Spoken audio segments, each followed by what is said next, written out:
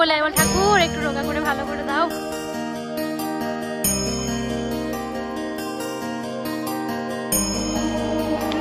সব থেকে রোমান্টিক দাদা যাচ্ছে হচ্ছে জীবন ঠান্ডা আনতে।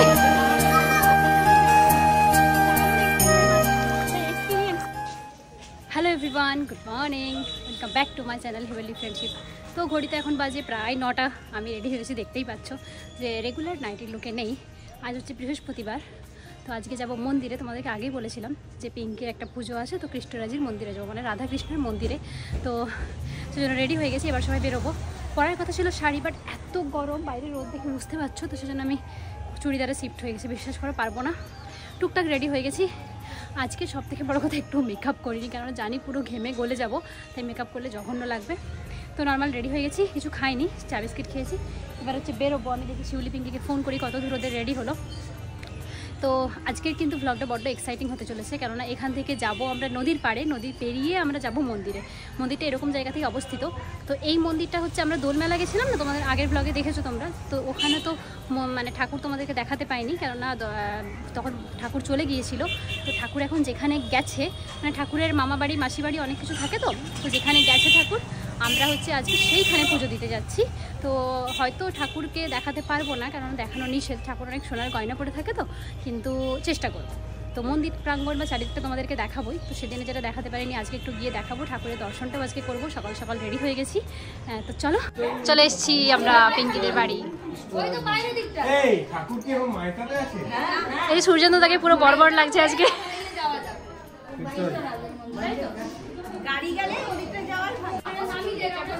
এখানে একটা ঘোরতর আলোচনা হচ্ছে, কিসে যাওয়া হবে, কখন যাবে, কে কিসে যাবে, সেই নিয়ে আলোচনা চলছে। আমি দাঁড়িয়ে আছি, আমাকে যেখানে উঠতে পারবো সেখানে উঠে যাবো। দাদা রাত্রে আসবে না, চন্ডিদা আসবে না। এই যে আমাদের পিঙ্কি, যার পুজো শেষ হবার লাস্টে যাচ্ছে।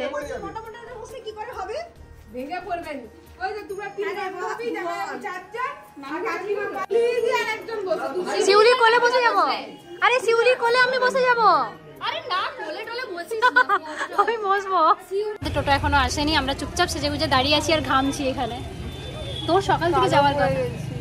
আমার মুখটা দেখ, কালো পড়ে গেলাম রোদে রোদে। ইস, এই যে গোবিন্দ এসে গেছে। আমাদের যাই আমি জিজ্ঞেস করছি গোবিন্দ কখন আসবে, কি বলছিস? এবার টোটো এলে মোটামুটি আমরা বেরোবো। আলটিমেটলি আমরা টোটোয় বসেছি সবাই মিলে। এটা মুড়ির টিন নিয়ে, মুড়ির টিনটা তো লাগবে, ওখানে যে পুজো দিয়ে খেতে তো হবে সবাইকে। মুড়িটা তো কম্পালসারি, মুড়িটা কম্পালসারি আমাদের। বাঙালিদের মুড়ি চাই চাই, বাঙালি নয়,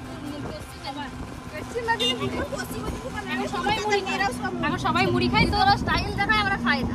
সে ঠিক আছে, মোটামুটি মুড়ি বেগুনি চামচে করে খাই, আর আমরা হাতে করে খাই না। মুড়ি বেগুনি নিয়ে আমরা একটাকে বলে দিয়েছো তো, আমরা একটা টোটোয় যাও করে যখন ওখান থেকে ছেড়ে আজকে কথাটা বলতে কমপ্লিট করতে দিয়েছিল তারা। একটা টোটোয় মোটামুটি আমরা অ্যাডজাস্ট করে বসে গেছি সবাই, যাও করে। এবার হচ্ছে আমরা যাচ্ছি মন্দিরে। আমরা পৌঁছে গেছি, টোটোর থেকে নেমে গেছি মোটামুটি।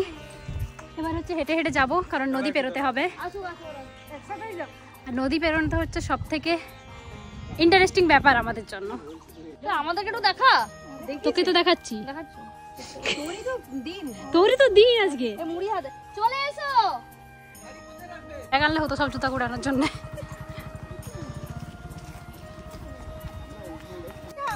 এই তো আমরা ভাবছিলাম নদী পেরোতে হবে, কিন্তু ব্যাপারটা বেশ ভালো তো। আরে এত বাজে এত লোক পেরোলো, কেউ বলেনি তো। সবাই মনে সারপ্রাইজ দিতে যাচ্ছিল। মোটামুটি একটা টেম্পোরারি পুল হয়েছে, সেটা দিয়ে আমরা যেতে পারছি। শিউলি সাবধানে। এই হচ্ছে আমাদের শিলাবতী নদী। ভেবেছিলাম যে আর আমাদেরকে জল পার করতে হবে না, কিন্তু একটু জল পার করে যেতেই হবে। সাইডে তোল।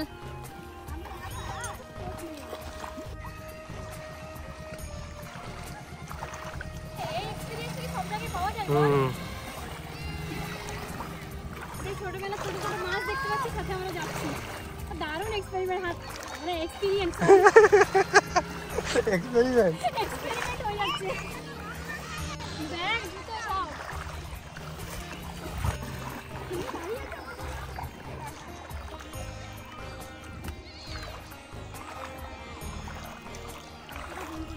আমাদের শিলাবতী নদী, এখান থেকে সিঁড়ি দিয়ে উঠে যেতে হয় আমাদের এই মন্দির।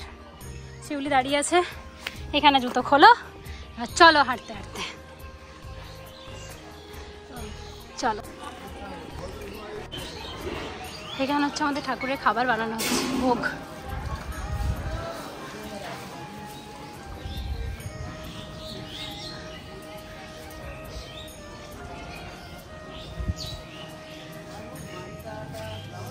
এখানে ঠাকুরের খাবার বানানো হয়, যেখানে আমাদের প্রবেশ নিষেধ, সেজন্য আমরা ঢুকতে পারছি না। আমরা এবার ঠাকুরের জন্য ডালা কিনতে যাচ্ছি, প্রসাদটা কিনে তারপরে যাব ঠাকুরের ওখানে পুজো দিতে। মারাত্মক রোদ, পুরো অবস্থা দেখেই বুঝতে পারছে। চলো প্রসাদটা কিনি আমরা। ঠাকুরের প্রসাদ কিনে আমরা চলে গেছিলাম সোজা পুজো দিতে। আর আমাদের এখানে ঠাকুরের ভিডিও বা ছবি তোলা যদিও নিষেধ, কিন্তু আমি লুকিয়ে লুকিয়ে তোমাদের জন্য আর আমার দর্শন করার জন্য একটু করে নিয়েছিলাম। এখানে হচ্ছে আমাদের চণ্ডী দেবতার পুজো। মা, চণ্ডী মা। আচ্ছা, ভুল করে তুই তো দাদা হিসেবে ভাবিস না। তুই তো নিজেই চণ্ডী মাতা বলিস। আমি এবার তো বলতে গেছিলাম। তো আমাদের পুজো দেওয়া হয়ে গেছে মোটামুটি সবারই, 4 জনেরই। টিপি পড়াতে বাচ্চা পুজো ফিল আছে। না পড়াবে তো, ওখানে সবাই পড়েছে তো, আমরাও ওখান থেকে চাইলে পুজো দেওয়া হয়ে গেছে আমাদের। এবার একটা ছবি তুলতে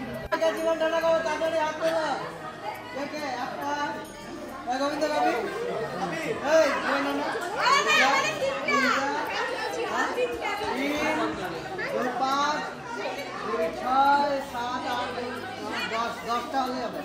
শিউলি খাবি না? জীবন ঠান্ডা হয়ে গেছে। এবার আমরা বসছি মুড়ি খেতে, তার মধ্যে বিঘ্ন যাচ্ছে হচ্ছে জীবন ঠান্ডা আনতে। এত গরমে জীবন ঠান্ডা ইজ মোস্ট ইম্পর্টেন্ট। জিনিসটা কি সেটা তোমরা দেখতে হবে আস্তে আস্তে। এখানে যে বৌদিরা বসে আছে বাচ্চাদেরকে হাওয়া করছে। কারেন্টটা এখন চলে গেছে, কারেন্ট চলে গেছে। ভীষণ গরম, ভীষণ। মন্দিরটা একটু ঠান্ডা লাগছিল, হ্যাঁ ভেতরটা ঠান্ডা, কিন্তু এখানে ভীষণ গরম। ভালো আছে বসে? কে বেরিয়েছে? আমি জানি, ওই জন্য করিনি তো। হ্যাঁ, ইয়ে বেরিয়েছে চপ, পেঁয়াজি, লুচি। খেতে পারছি না, জল ধরতে পারছি না, জল ঢেলে নদীতে জল ঢেলে খেয়ে।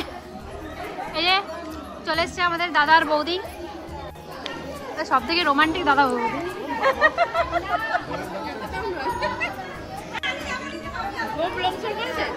হ্যাঁ, পুরোনো হয়ে গেলাম বলে ব্লগ শুরু করেছে।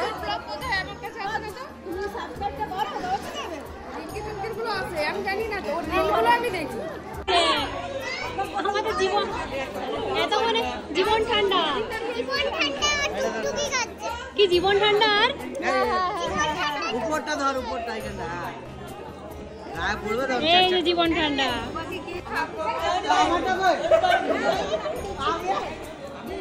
সত্যি জীবন ঠান্ডা হচ্ছে বলো। কুসু ওখানে এলে দাদা মোটামুটি বড় কুসু আরে ক্যামেরা দেখে তোমাকে দেখতে পাবে। কি লাগবে?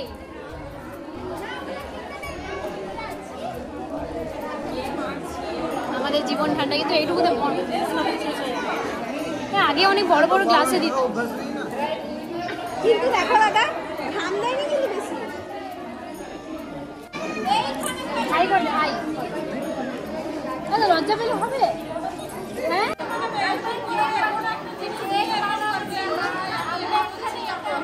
এখনকার সব বাচ্চাদের একটু একটু একটু হোক, একটু হোক, একটু হোক। হ্যালো ফ্রেন্ডস, একটু হোক, মুখে কথাটা হোক।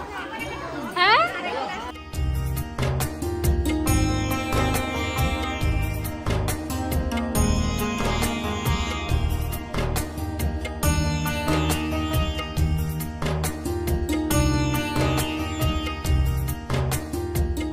অনেকক্ষণ বসেছিলাম, এখন প্রায় 1টা বাজছে। এবার হচ্ছে খেতে বসেছি সবাই এই লাইন দিয়ে। এখনো খাওয়ার শুরু হয়নি, কিন্তু এবার ঠাকুরের ভোগ দেওয়া যাক, এবার খাওয়া শুরু হবে। বসে গেছে, বাড়ি চলছে। তো আমরা খেতে তো বসে গেছি, কিন্তু আমাদের এখানে খাবার আবার একটা নিয়ম আছে, মানে কুপন কেটে খেতে হয়। তো যেহেতু বাড়িটা পিঙ্কির ছিল, আমাদেরকে কুপনটা কাটতে হয়নি, একসাথেই ও হিউজ পরিমাণে কেটে নিয়েছিল, কিন্তু সবার হাতে হাতে রাখতে হচ্ছিল। তারপরে ওনারা ওটা দেখে কালেক্ট করে তারপরে খাবার দেবেন। আর এই নিয়মটা মোটামুটি বেশিরভাগ মন্দিরেই থাকে। আর কুপনের দামটা ছিল মোটামুটি 50 টাকা করে। তো কুপনটা নেওয়ার পর খাবার দেওয়া আমাদের শুরু হলো সুন্দর মিষ্টি মিষ্টি পোলাও দিয়ে।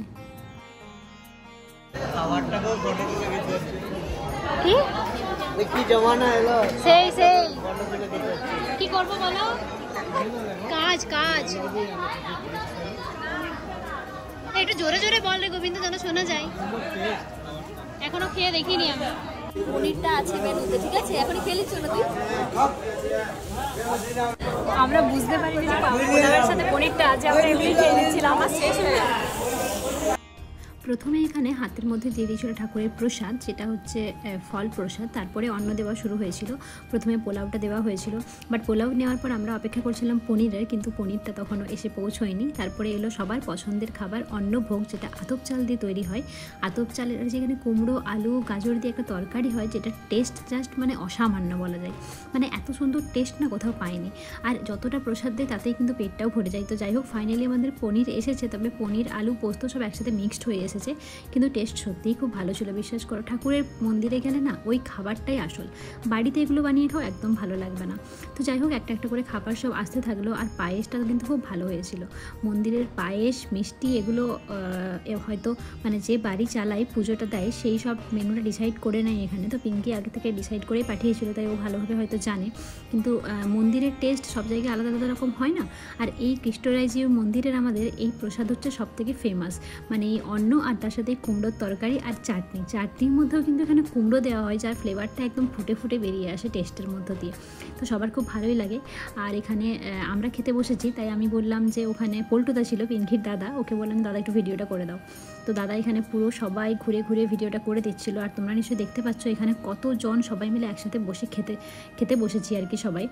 আর সবাই কিন্তু বেশ হ্যাপিলি খাচ্ছিল। আর ঠাকুর মন্দিরে গিয়ে সবাই আনন্দ করেই খায় আর কি। খেয়ে সবার পেট মন সব ভরে যায়, সবাই শান্তও হয়ে যায়। তো খাওয়া দাওয়ার পর আমি ভাবলাম তোমাদেরকে একটু পুরো মন্দিরটা ট্যুর করিয়ে দিই। যদিও ভীষণ গরম ছিল, মেঝেতে একদম পা ফেলা যাচ্ছিল না, কিন্তু তাও ভাবলাম যে একটুখানি করে দিই, নাহলে এবার বাড়ি যাওয়ার সময় চলে আসবে আর পুরো ভিডিওটা মানে মন্দিরটা পুরো তোমাদেরকে দেখাতে পারবো না। তো সেই প্রচেষ্টা চালিয়ে আমি একটু একটু করে তোমাদেরকে দেখাচ্ছি। আর আরেকটা কথা বলে রাখি, আমাদের এই মন্দিরটা কিন্তু অনেক বছরের পুরনো। পুরো হিস্ট্রিটা আমি ঠিক জানি না, তবে শুনেছিলাম ছোটোবেলার থেকে পাপার কাছে, মায়ের কাছে গল্প শুনেছিলাম যে একবার নাকি এই রাধাকৃষ্ণের গয়না চুরি করে কোনো একজন চোর যাচ্ছিল, তবে নদী পেরোতে সে আর পারেনি। মানে ওই নদীর মধ্যেই তার কিছু একটা হয়ে সে সব কিছু গয়না গাঁটি ঠাকুরের ওখানেই ফেলে একদম নিরুদ্দেশ বলতে পারো।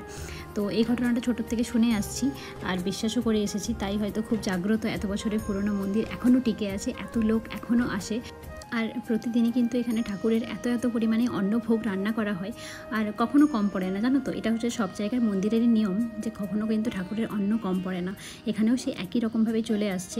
আর অ্যাকচুয়ালি তোমাদের জন্যই আসা, না হলে আমি এত গরমে কোনো মতেই আসতাম না। আর আমারও দর্শনটা হয়ে গেল।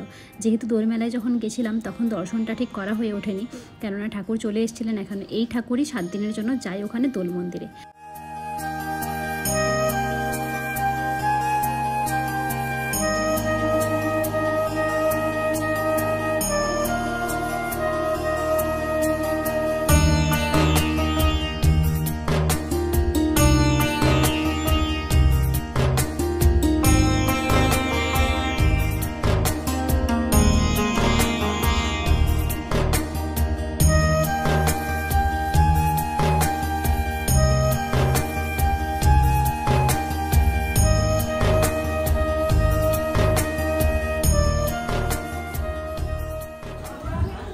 हम तो थक गए। ओफ बाबा रे। এট লাস্ট খাওয়া দাওয়া হলো, এবারে আমরা বসে আছি গল্প করছি। সুজেন দাদা আবার শুয়ে পড়েছে। দাদা আরে হায়দ্রাবাদ দাদা টায়ার্ড হয়ে শুয়ে পড়েছে। আর আমরা সবাই মিলে গল্প করছি, বুসুরা, বিউটি সবাই মিলে। ও পিঙ্কি, তোকে এখানে ভালো লাগছে, ভিডিওতে ভালো লাগছে। আর কাকু রেডি সাইকেলে যাওয়ার জন্য একদম। তো আমরা ঘেমেলে একাকার হয়ে গেছি, বসে আছি আমরা টোটোর জন্য। কিছুজন গেছে টোটোতে, বাইকে দাদারা নিয়ে গেছে। এবার আমরা অপেক্ষা করছি এতজন। আমরা হচ্ছে এবার বাইকে টোটোতে করে গিয়ে একদম বাড়ি চলে আসি। পড়ে গেছে যা যা বলে বল, ঠাকুর একটু রোগা করে ভালো করে দাও। যা যা। আর দাদা কি দেখছো গো? দাদা মালাটা দেখছো? মালা শুকিয়ে গেছে। সব আছে সব আছে। এবার শিউলি গেছে প্রণামটা করে আসতে। শিউলি, বৌদি, পিসি সবাই মিলে প্রণামটা করছে, তারপরে আমি করব। আরে এত রোদ, এত গরম, পা তো পুড়ে যাচ্ছে, সাথে আমরাও তো পুড়ে গেছি। হ্যাঁ মাছ আছে অনেক। বেটাকে সেদিন বলছিলাম শিউলিপুরের নতুন কোণে বউ হয়ে গেছে, মনে হচ্ছে মন্দির থেকে পুজো দিয়ে ফিরছে। আর আমি কি তোর বোন হয়ে গেছি দেখ। বোন তো এত রোদ না আর এত গরম কি বলবো, সানগ্লাস গুলো ব্যাগেই এলো, ব্যাগে যাচ্ছে।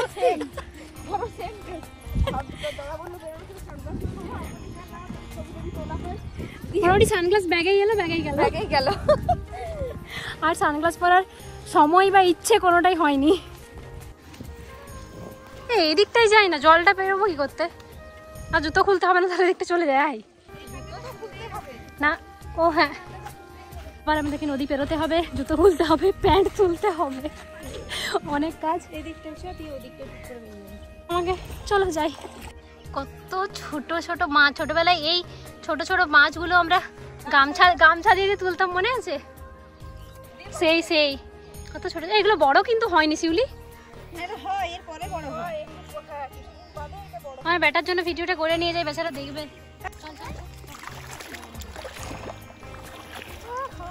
কুচুন কুচুন মাছ।